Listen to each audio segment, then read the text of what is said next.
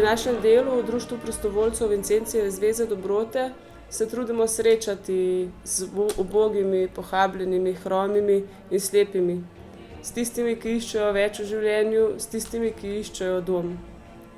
Vsak dan se srečujemo z brezdomci, ki so brez doma in brez dostojanstva. Srečujemo se z mladimi v iskanju, upanju in obupu, brez doma. Zakonci v iskanju odnosa, željnimi doma in z otroci željnimi družine in ljubezni.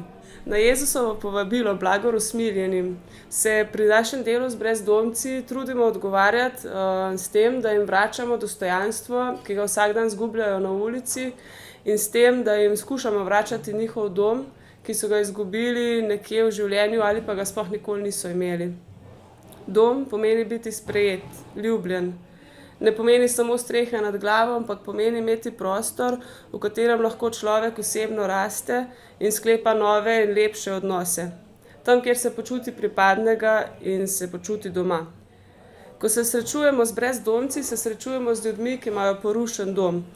In dom se je porušil zaradi tega, ker je v njihovih domovih vladalo nasilje, zlorabe, odvisnosti, obup, praznina. Stopnjevanje tega nasilja in zlorab in odvisnosti je brezdomca pripeljalo do tega, da je izgubil vero vase in v svoje dostojanstvo. Kako vračati brezdomcem dom in vero v njihovo dostojanstvo?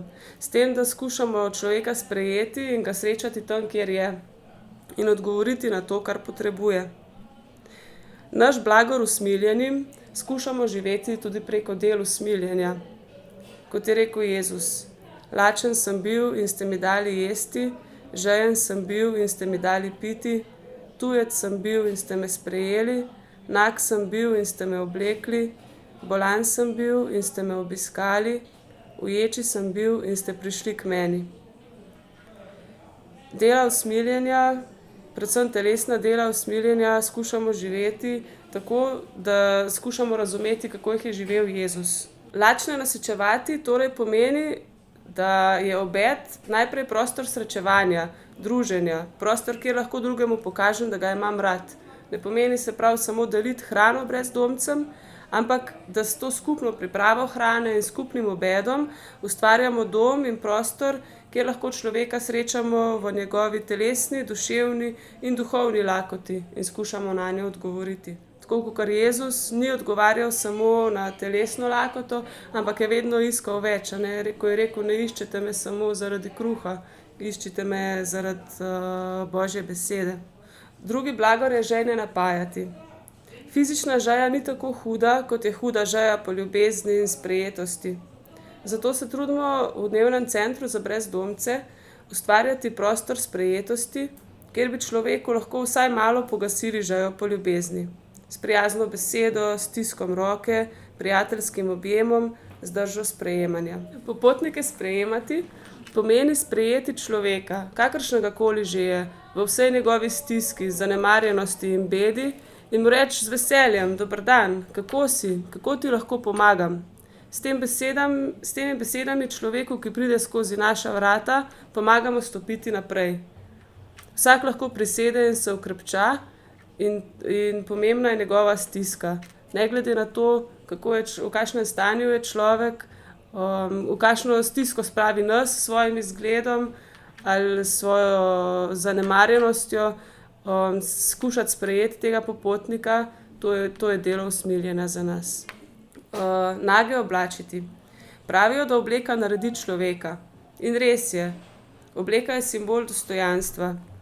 S tem, ko v dnevnem centru za brezdomce nudimo ljudem možnost, da si operejo svoje obleke, da poskrbijo za njih in zase, da dobijo nova oblačila, skušamo vračati dostojanstvo. Dostojanstvo je najprej v tem zunanjem videzu, ko je človek urejen in poskrbi zase, pa tudi s tem dobi notranjo moč, da lahko vase verjame.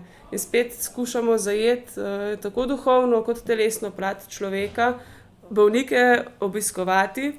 Za nas pomeni ustaviti se ob bolniku, ga videti in mu priti naproti s srcem, s pogledom, z dotikom, z bližino. Pomeni, da se ne bojimo njegovih ran in da se ne bojimo stika in bližine. Brezdomcem veliko pomeni, ko jim oskrbujemo rane, in s tem se počutijo, da so sprejeti tudi v njihovi ranjenosti. Rana, ki jo oskrbimo, dobi možnost, da se zaceli. Ko odstranimo gnoj in smrad, lahko iz rane vzkali novo življenje. Enako je z ranami našega srca. Jetnike reševati pomeni ustaviti se ob ljudeh, ki so se ujeli v ječe svojih problemov, odvisnosti, zamer, maščevalnosti, finančnih problemov, ki jih stiskajo in iz katerih ne morejo ven. Jetnike reševati pomeni, da se scela vživimo v človeka, da razmišljamo o njem in njegovi stiski, si vzamemo čas zanj, da bi ga razumeli in mu skušamo pomagati. Skušamo reševati jetnike iz kletk njihovih problemov. Mrliče pokopavati. Mrlič je tisti, ki umira. Je pravzaprav nekdo, ki obupuje.